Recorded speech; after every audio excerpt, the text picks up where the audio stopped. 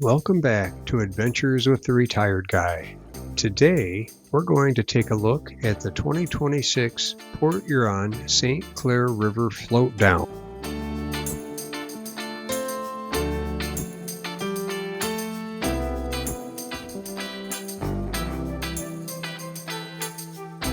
The Float Down is an unsanctioned grassroots event where thousands of people ride inner tubes and other flotation devices, including kayaks and paddleboards, down the St. Clair River.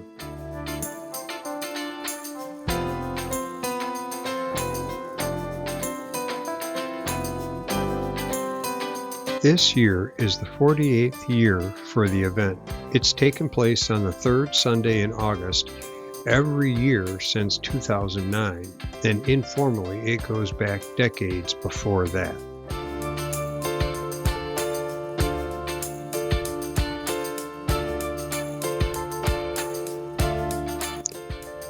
As I mentioned, it's unsanctioned, but wait, the Coast Guard shuts down all river traffic, including commercial freighter traffic for floaters. So, is it really unsanctioned?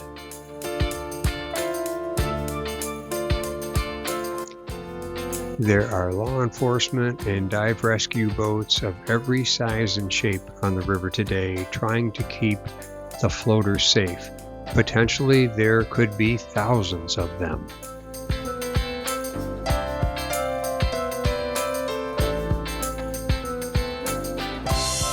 For the most part, the Port Huron boating community does not like this event.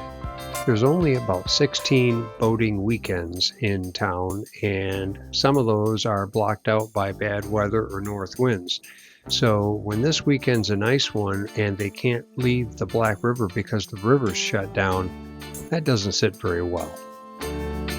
On the other hand, the floaters love it, and their risk is being mitigated by the lack of boat traffic, especially freighter traffic in my opinion.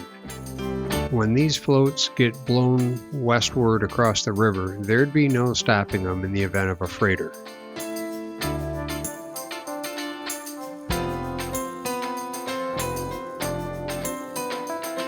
I will point out, I have been on the Sheriff Department dive rescue team for over 25 years, and we have seen deaths because of this event.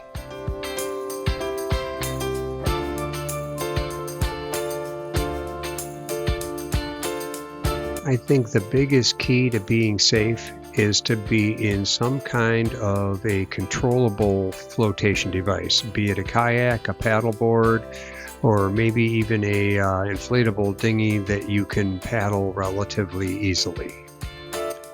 If you're going to do this float on something like a picnic table with 55-gallon barrels strapped to it, you're probably going to land in Canada. And yes, I didn't think of that. I've seen it done that way. So participants will float from Lighthouse Beach in Port Huron starting at about 1 p.m. and float roughly 8 miles to Marysville's Chrysler Beach.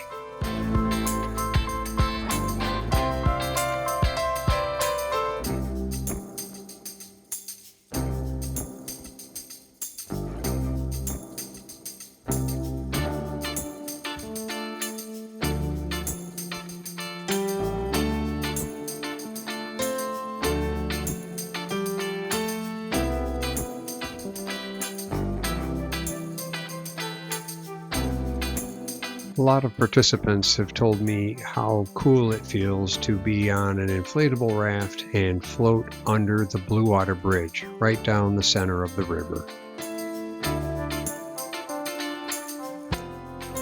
Although it's not illegal, on a normal summer Sunday, you would be taking your life in your own hands. There is so much boat traffic in this area under the Blue Water Bridge that almost certainly you would be capsized or run over.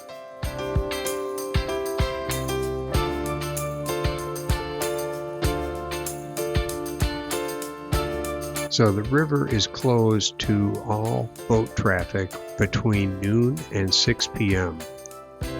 The law enforcement authorities will stop floaters probably at 3 or 4 from entering at Lighthouse Beach.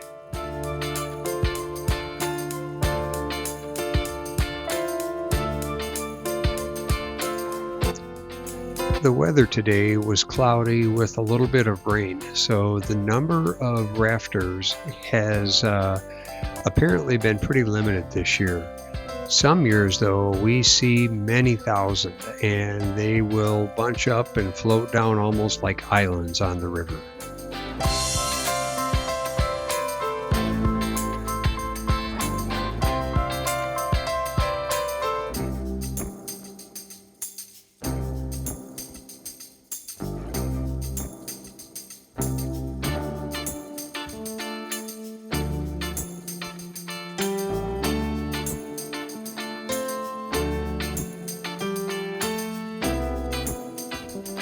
And just in case you didn't know it, the land appearing on the right side of your screen is Sarnia, Canada.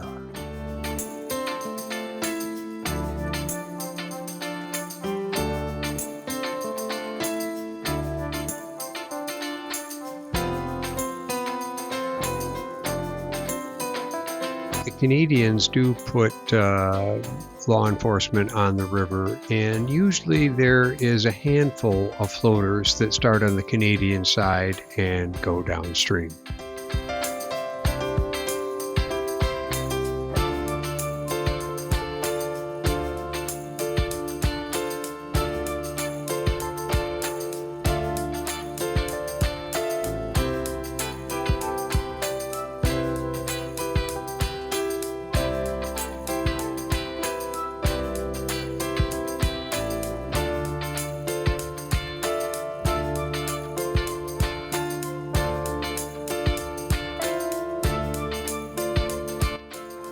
Now we'll leave the drone behind and get a more normal view of what's going on. Right now, I'd say there's probably as many spectators as floaters.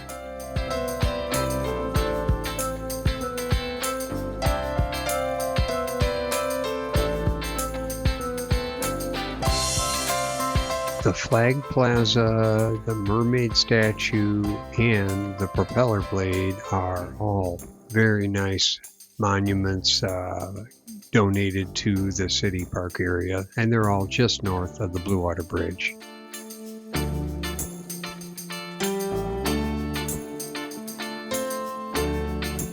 There's also a Tuskegee Airmen Monument, as well as an anchor from the Martin, which is a shipwreck just offshore here. I didn't have time to get those items on film, but just know they're there, and if you come up here to take a look around, make sure you take a look. They're pretty interesting.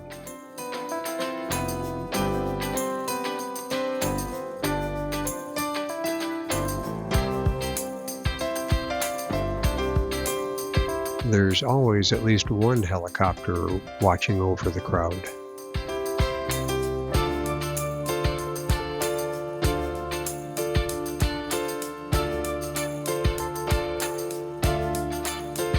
Like I mentioned, I think the spectators number just as high as the floaters this year.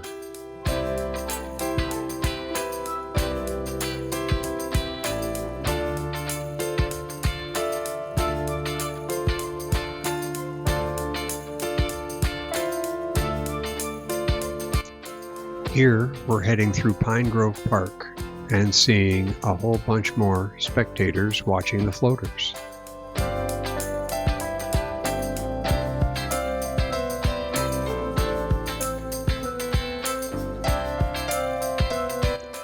In my opinion, this is one of the best ways to do the float down. If you use a kayak as a rescue team, we don't worry too much because we know you can probably handle yourself in the water and you can control where you're floating. The river temperature is 75 degrees today, pretty balmy for northern waters, at least for the Great Lakes.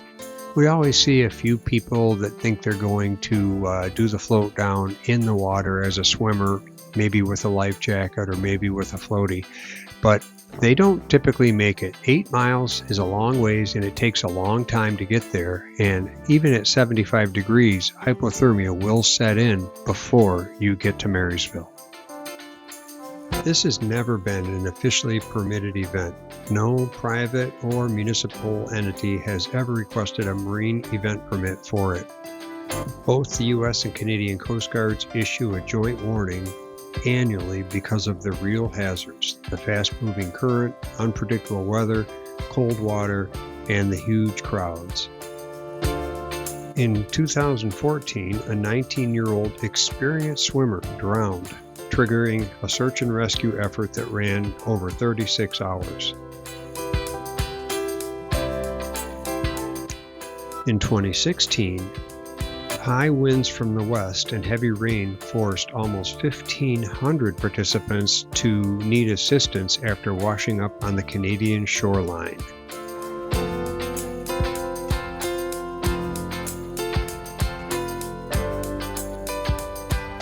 Having worked with the dive team on this event many times, probably the most common rescue is alcohol consumption.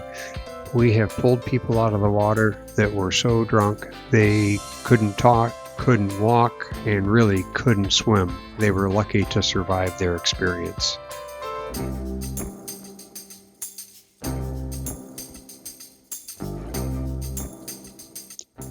So let me know in the comments, have you done this float down, or would you consider doing it in the future? I'm not saying you shouldn't, but try to be safe. Use the right kind of vessel or floaty. Don't be drunk. Use common sense and keep yourself out of harm's way.